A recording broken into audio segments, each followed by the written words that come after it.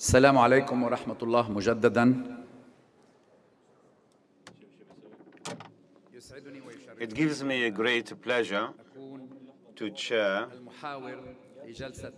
or to be the moderator of this networking session, this panel discussion entitled Smart Government, Government Services at Your Fingertips.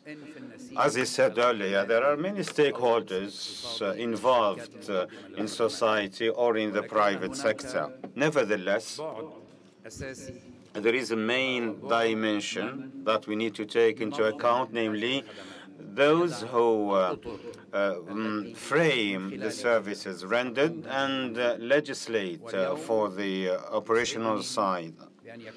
And it gives me great pleasure to have with us speakers who are specialists in their fields and people who are in charge of the regulatory authorities. Allow me to introduce the speakers in this panel discussion. Firstly, His Excellency Mohammed Nasser Ghanim, Director General of the Telecommunications Regulatory Authority in the United Arab Emirates. And His Excellency Rashed Lahej Mansoori, Director General of the Abu Dhabi Systems and Information Center. It is the authority in charge of the e-government and the ICT roadmap in Abu Dhabi. His Excellency Yoon, and he is the Executive Director of NIA, the National Information Society Agency, مدير تنفيذي لهيئة المعلومات الوطنية في كوريا الجنوبية. Director of the National Information Agency, South Korea. And he is the CEO of IDA, the Information Development Authority in Singapore. الرئيس التنفيذي. So with us, Vincent Wong, Chief Executive Officer at IDA International Singapore. Firstly,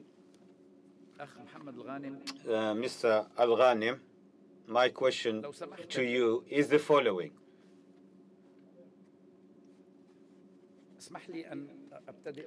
Can I ask the first question, or ask a general question, and then maybe we can start, or we can start with countries which were pioneers in this field. Your Excellency, Vincent Wong. And I apologize if my question seems too broad or too generic. Singapore, Korea, are places where smart government have been already in advanced stage. May I ask you a generic question? What, in your opinion, are the components or the characteristics of a smart government? And at the risk to be very generic, what is, in your definition, a smart government? Okay, thank you very much, Moderator Osman. Thanks for giving me this opening question, and generic questions usually are very tough questions. All right. First, I want to thank everyone for having me here today. It's always good to come from hot Singapore to a nice, cool Dubai. I enjoy it very much. So what is smart government? Is it smart building, as in be able to sense, think, and response? Or is it mobile government? Well, I think back in Singapore, how we define smart government, which is a key component of what we are trying to be, a smart nation, we define smart government as just the next stage of the e-government maturity curve. You look at the curve, usually you start from here, and that's the journey started maybe more than 10 years ago. From here up to here, starting from ability to just to publish information on the internet, to be able to transact, to be able to interact. Interact means two-way. Ability to collaborate. And lastly, at this stage, I think we are at the co-creation stage. So I see smart government is just an evolution of e-government. Of course, for any smart government, there are a lot of components, and some are essential foundation to delivering good service in any smart government. First, you need to have the infrastructure, and infrastructure being the connectivity, the bandwidth, which Singapore has invested a fair bit of time and money on building that. I think Dubai, the last couple of days here has shown that that is also in place, right? So that's the bottom layer. And if I just look at the very top layer, you have all the technologies, right? Mobility, you have computers, you have kiosks. All those plays an important part in delivering service to the intended recipient, which is the citizens and the businesses. But what is important, or in Singapore point of view, is something that's in the middle, right? In the middle is the sectorial transformation of certain industries, be it education, healthcare, transport, tourism. Those play an important part in providing services to the citizens and businesses. But what is key, which I find missing in some of the countries that I have visited, is the concept of whole of government. Right? I think all of us understand and appreciate the challenges of actually working across ministries, across industries. And that, I would think, that is one of the key components, key fundamentals that must be in place before you can actually deliver excellent service to your citizens and to the businesses. Right. Of course, with the proliferation of smartphones, mobilities, computers, those are very important because those are the key touch point with the citizens. And those are extremely important because it's so prevalent. But if you push the concept even a bit further, like in Singapore, why do you need to provide the service? Can you not provide the service? Because there's no need to provide the service. So one good example is our tax authority, where I would say that 90% of the taxpayers like myself, we do online filing. But a big chunk of this 90% actually do not need to file tax. So they don't even need to log on to their mobile or the computer to submit tax. So that's pushing the envelope where you don't even have to provide a service. Basically, no-touch government. No-touch government is, to me, smart government. Thank you very much. بناء على ذلك سعادة الأخ راشد من خلال هذا التعريف لحكومة ذكية وبصفتكم مدير عام الجهة المسؤولة اليوم عن الحكومة الإلكترونية ذاهبة بها إلى الحكومة الذكية. The e-government and then the smart government, how does this definition, how do these criteria apply to Abu Dhabi? Assalamu alaikum, good morning everybody. Let me start first, if I may, from where my brother Osman ended his presentation this morning. If we go back 10 years to see how the services were rendered compared to the current situation, we notice the leaps that have taken place in the UAE. 10 years back, we did not have one unified contact point in dealing with the government and in requesting or receiving services from the government. The society was just in need or searching for a correct information. Huge leaps have taken place in 10 years. Now we have government portals where information and data are available, and now the public is asking not only informational data, but the public is asking for interactive services. We are now providing these services through government portals. And these services are provided by the concerned departments. These departments develop their services and provide them to the end user. We have really gone through this stage. Since 1 year, we have started implementing the smart government. What we mean by smart government is how to get a service using a smartphone anywhere and everywhere. I'm talking here about a ubiquitous service. Well, now saying that the desktop will vanish in the near future, and even the laptop will vanish, and your portable device will be everything. And this is what His Highness Sheikh Mohammed bin Rashed said. So we need really to unite our efforts to achieve this goal. Actually, in the past we used to discuss transactions, but now we are talking about the diversity of channels which allow the provision of services to the citizens. All the available departments and bodies are providing services in a smart way, in the smartest way. Consequently, all service providers need to change really their internal procedures in order to keep pace with the needs of the public, and we need really to meet these needs in the best possible way.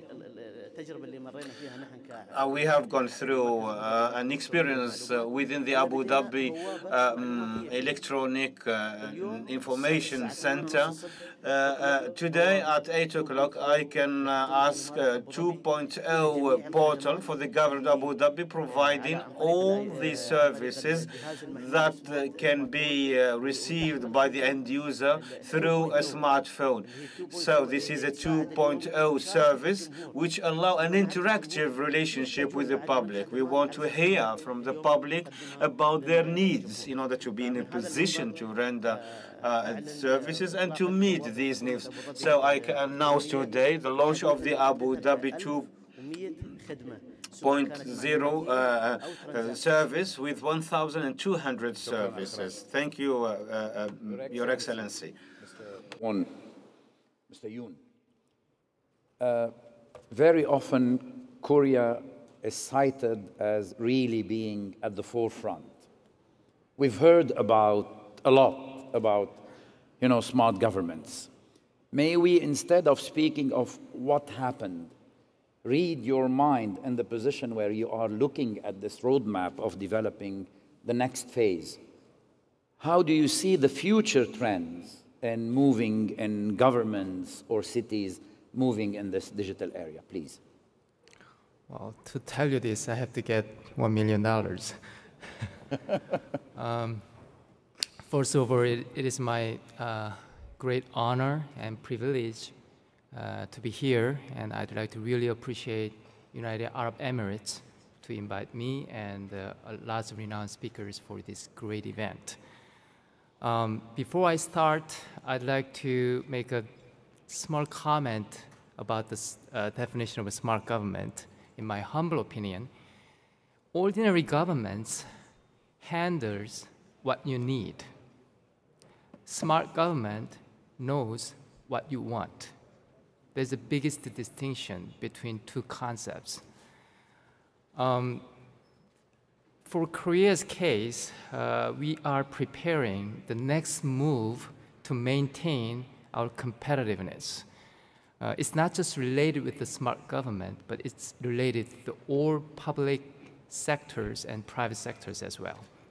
The first initiative that we are taking is called hyperconnectivity. Regarding with the fixed line, we will provide 1 Gbps per household by year 2017. We already launched the service. When you look at the trend in consumer electronics, when you see ultra high definition TVs, 3D TVs, and you will see an increasing amount of bandwidth that you have to handle. Think about the Internet of Things. everything's going to be connected, how you can handle those huge amount of bandwidth. So regarding the fixed line, we will expand it.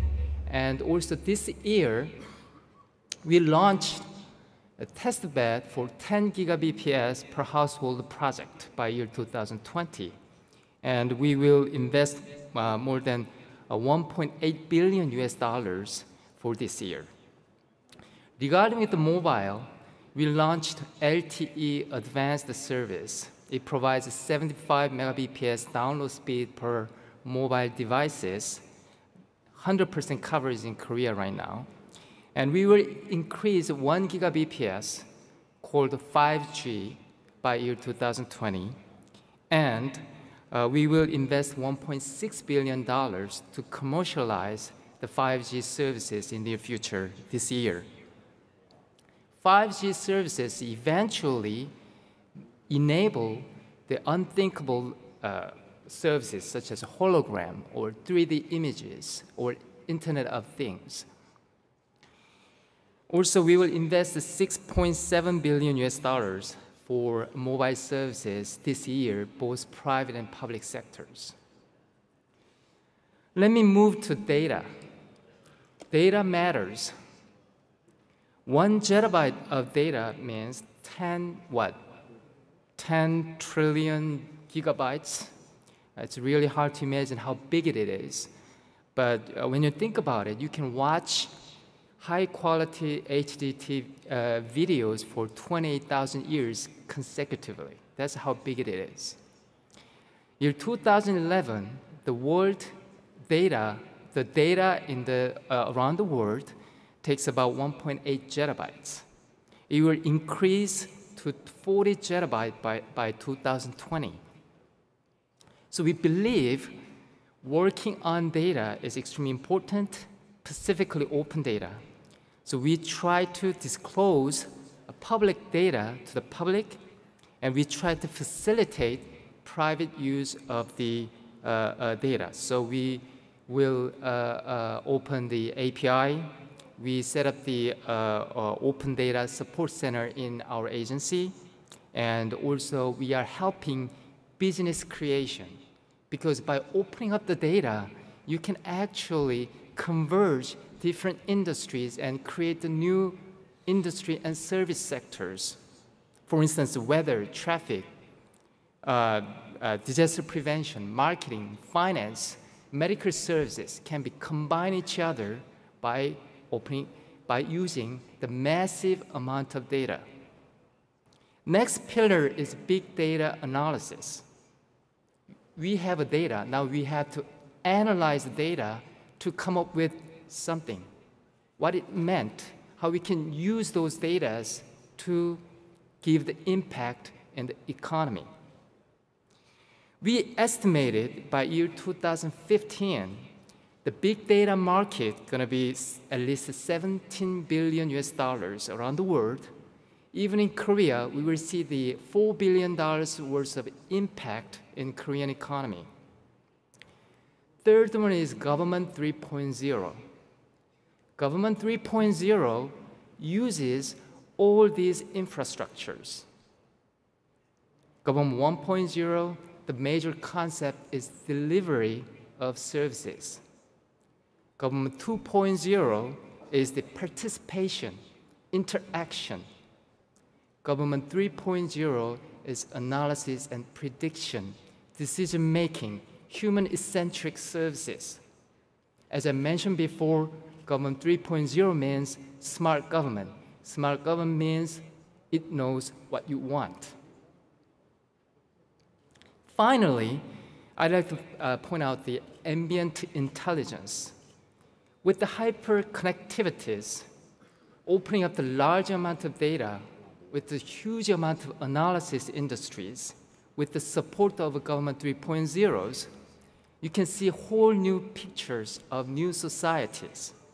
Of course, smart government and smart cities is not the ultimate goal of the countries, but at least it can be the medium, it can be the major conveyor to reach national objectiveness. So by year 2020, we expect that the Internet of Things will connect 7 trillion devices around the world. We will have 10 gigabps per household, at least for Korea. And we will see 35 zettabytes of data will increase every year around the globe. So our initiative is closely related with these 4 pillars. Of course, I forgot to mention about the cloud. Korea integrated all the data centers together. We got rid of all the data centers in the ministries.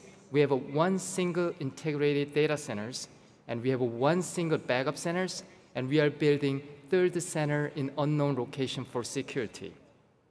These integrated data centers will provide the government clouds. We are expecting at least $2 billion of budget savings regarding the computing in several years. So these are the major future planning that we are doing right now. Thank you very much.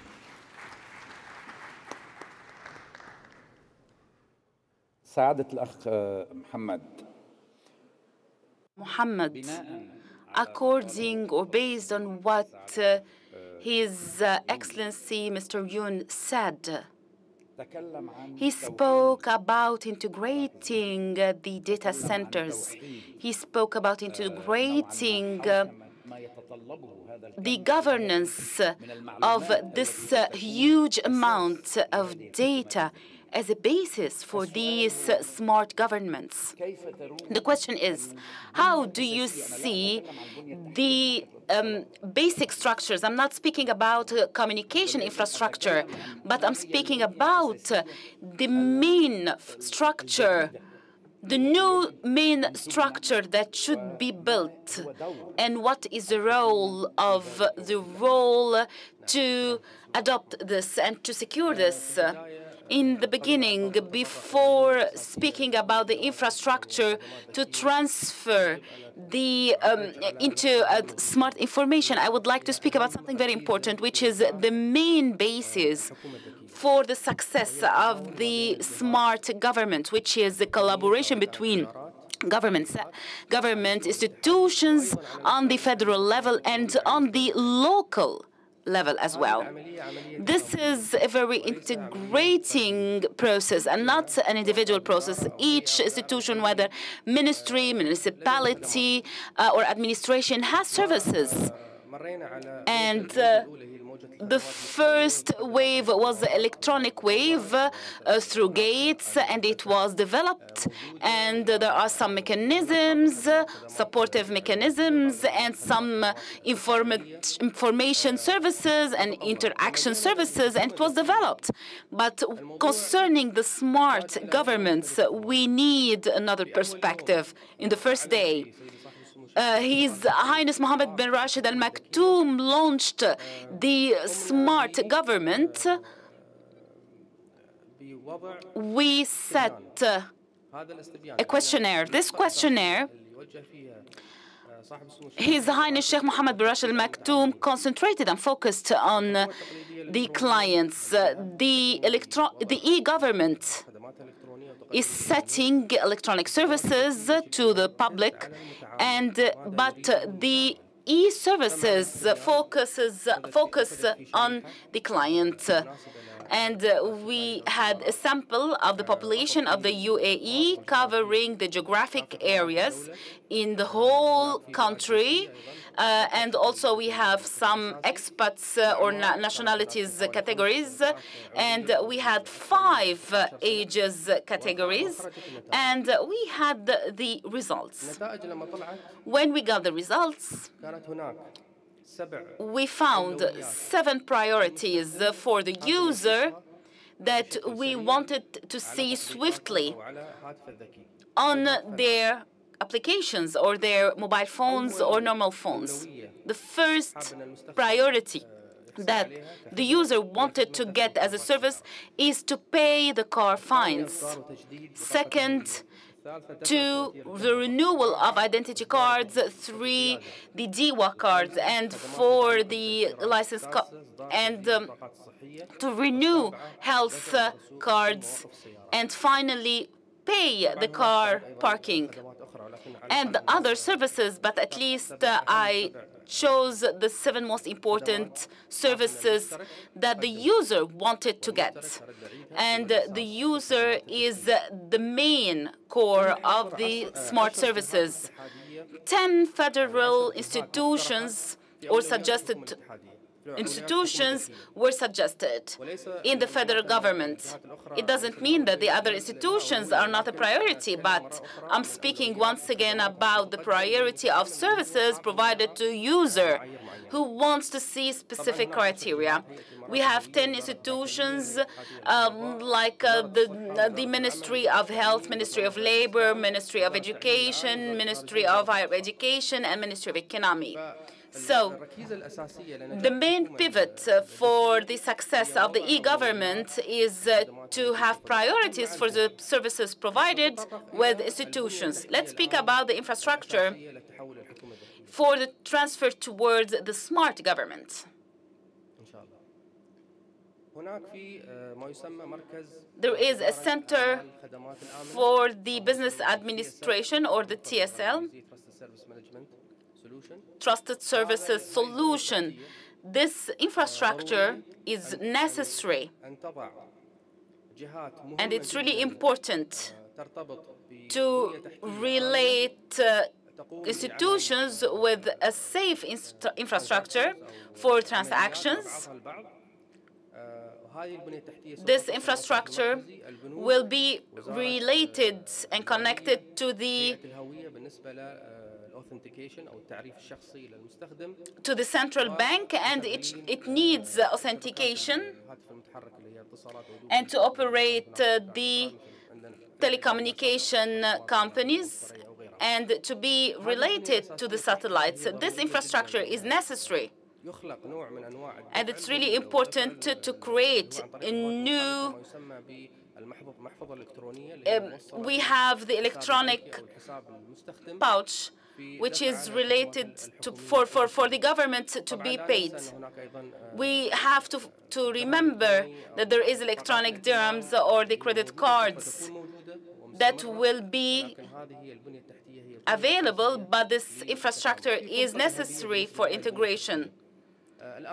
Currently, the e-government system is different, so we have a great development and advancement in the Dubai and Abu Dhabi e-government and in the other Emirates.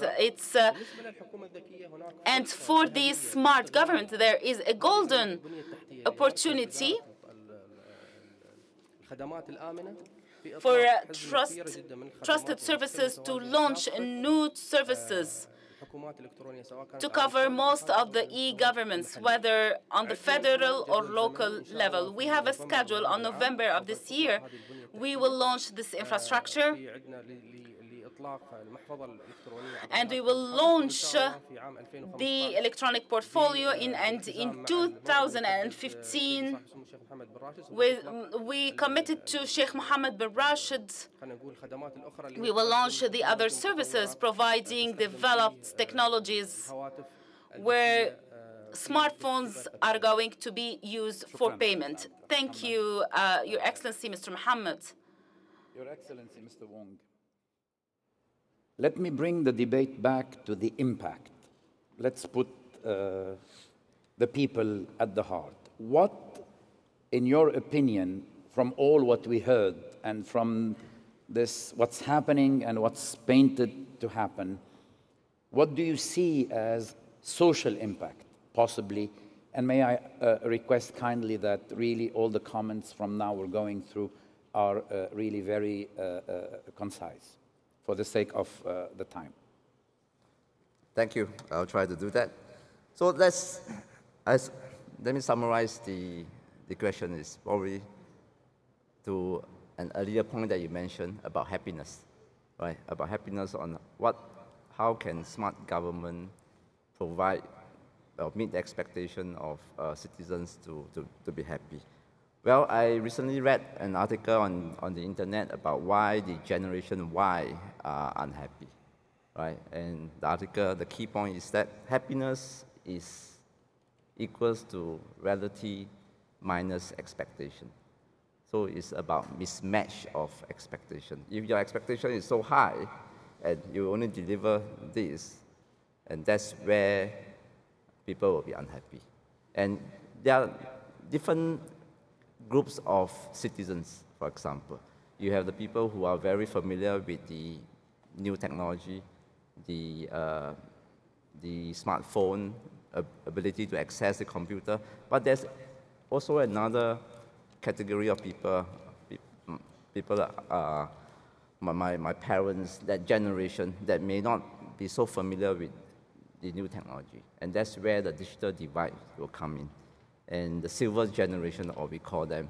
So that group must also be addressed. And how, in Singapore, how we try to address that is we know that going online, going E or going M is inevitable. Like yesterday, one of the speakers said that digital by default. But we need to consider there are people who are not able to do it. In Singapore, we have this thing called the Citizen Connect. So we do have centers around Singapore where the grandparents or the older generations can come. And we have students there actually contributing back to the society by helping them to navigate the system. So that's one, not forgetting the silver generation. I think the other one is expectation about, let me give an example on this. Imagine a bus stop where public bus will come, and you, being a sophisticated user, I download the app that can actually tell me when the bus is coming, right? So how this thing is done is that, well, there's some, you look at the traffic conditions, you look at the number of people on the bus, you look at the passenger travel patterns, you look at the number of people waiting in the bus stop before your bus stop. So if you look at it, it has all the latest and greatest technology. You have sensor that pick up the information.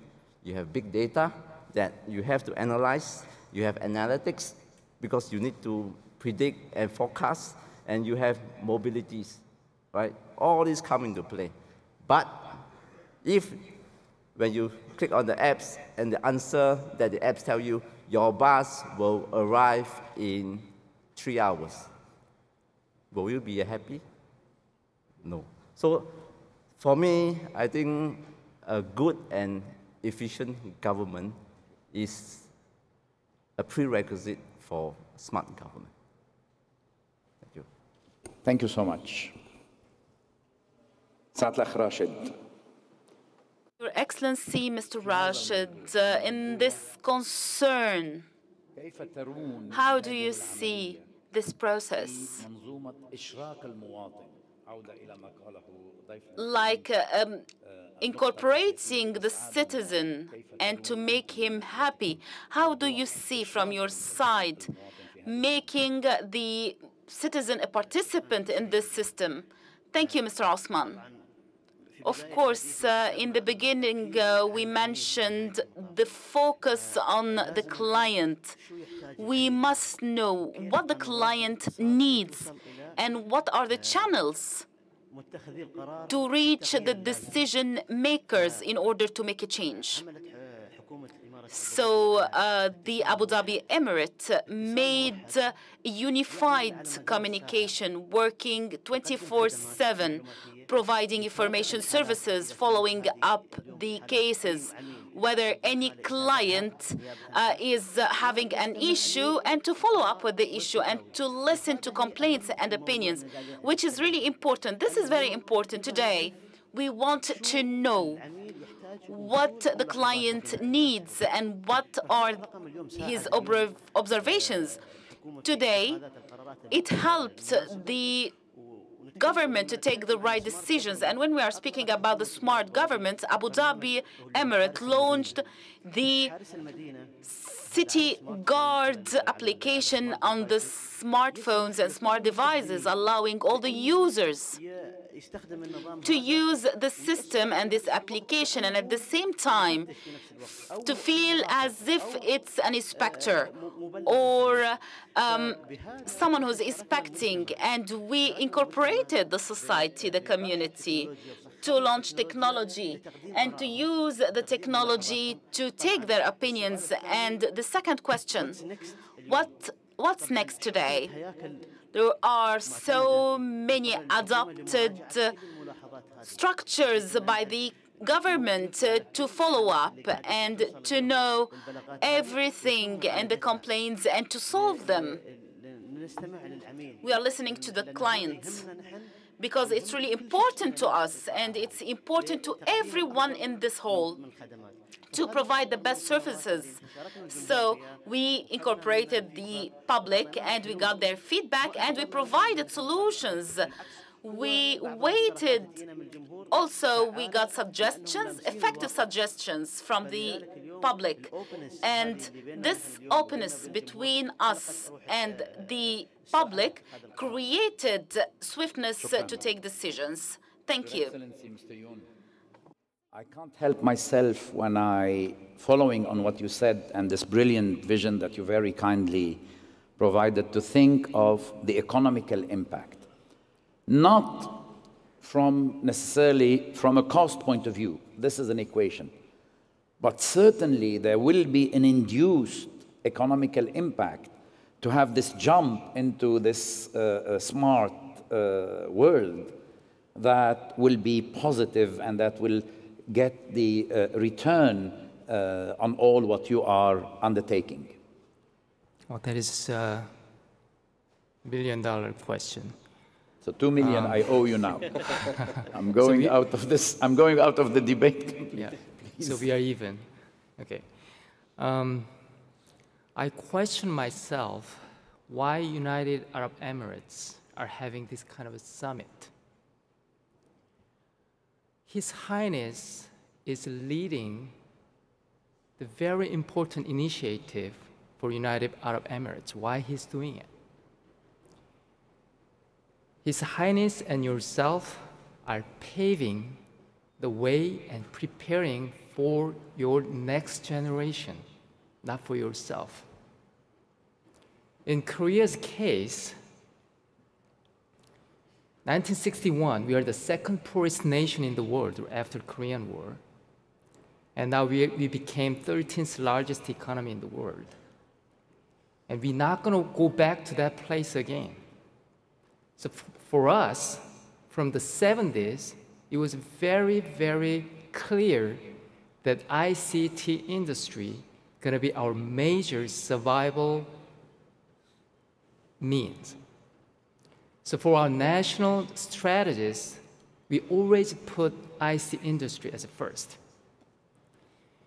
Each year, Korea export more than $500 billion worth of goods and services to globe. We are export-driven economy. $170 billion out of $500 billion comes from ICT sectors. Okay. So it is extremely important for us to maintain competitiveness edge, infrastructure, services for the industries are major priority for us. That's why we are spending so much money on this.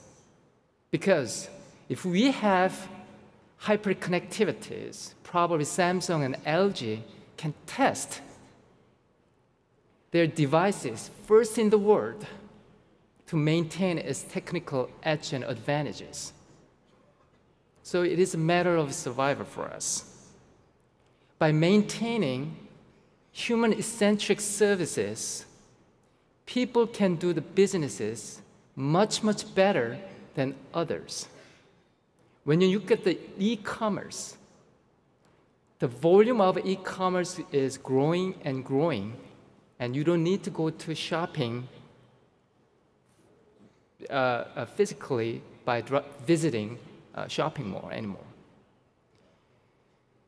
Last year, when there was a Black Monday sale, Black Friday sale after Thanksgiving, whatever in America, Nordstrom department store assigned a special call center for Korean customers because we have a very good infrastructure. So lots of Korean customers bought huge volume of products from Nordstrom department store. So that's how world is connected. That's the advantages by having advanced infrastructures and advanced services. So that's why investing a lot of money. Going back to a bit of details, when you look at the open data itself, if we completely opening up the public data, we believe there will be more than 24 billion US dollars worth of economic impact to the Korean economy, and we can create more than 150,000 jobs in the markets. So by just looking at that, we already see the bright future. But to get there, you have to go through very complex, complicated obstacles. But that's our jobs, that's your jobs, that's the way that how you can pave for your next generations. So that's why we are doing it. Thank you very much. سؤال أخير سعادة الأخ محمد. حينما نرى هذا الطريق. When we see this roadmap, in your opinion, as an entrusted party to put the regulatory framework on this roadmap, what is, in your opinion, the challenges that can be hindrances if we do not really solve it to create the smart government? I think that the most important, two of the most important challenges as for the smart government, and I will go back to to talk about the customer, and I say that the most important challenge is the satisfaction of the customers as to the services rendered, and to shift from the satisfaction of the customer to the happiness of the customer. I will be speaking of some of the points. The application is easily downloaded and it has a certain criteria. Of course, we have launched a guidebook since the onset of the idea. It has been really circulated on all ministries and entities, even on the universities. We created training sessions for a number of ministries and entities and universities to really commit to this guidebook, because it entails lots of items which puts the framework for implementation. So this issue is a challenge. We should all really look at it, because it is the main essence. We are focusing on the customer, and this is the main issue. The second challenge, to protect the information and to protect the applications. This is a challenge in itself. It is continuous and recurrent. As you know, the world is linked to the internet. From time to time,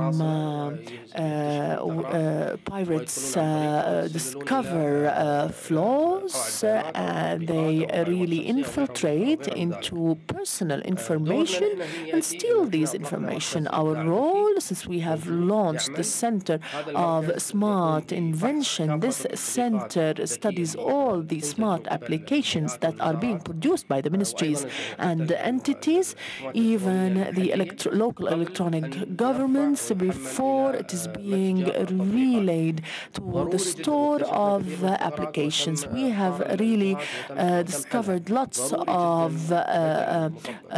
flaws, and it is important for the parties that are implementing these applications and developing it to engage, to this guidebook and the security of the information. There is a program, a training program, other than this center, the Center for Smart Innovation, to test the applications. We have created a detailed training program that focuses on 4 main pillars related to the employees, to train those responsible for the security of the information. It is very important for them to be aware of this and to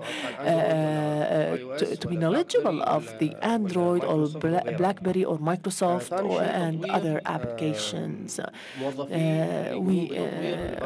The employees that develop these application programs also need to be knowledgeable of these systems, and we should focus on these people and train them to bridge the gap related to the security of information and protection of applications. The employees, we should train them and develop them, and the people overseeing this system should also be trained and developed. These 2 challenges are of vital importance. From the beginning, we haven't really forgotten about the plans. We have a guidebook, developed guidebook and published guidebook about the e-government portal. It has been circulated and published. A number of ministries and entities have been trained. We have an innovation center, which is a laboratory for applications. We test these applications through training the employees and all people concerned. Thank you very much. As such, we come to the end of this discussion panel. The end of this debate for the time constraints. أود طبعا أن أشكر المحاورين لهذه المعلومات القيمة. هذا موضوع يمكن أن نتكلم وستتكلم فيه. We could talk about this subject, and we can talk about it for days. It is an open-ended discussion. It is part of our lives. Special thanks to our guests who came from Singapore and Korea to bring this valuable contribution with this summit. Really, our gratitude for you to take your precious time and come and sharing this. And on behalf of the entire public, audience, we have to thank all the panelists. شكرا لكم جميعا.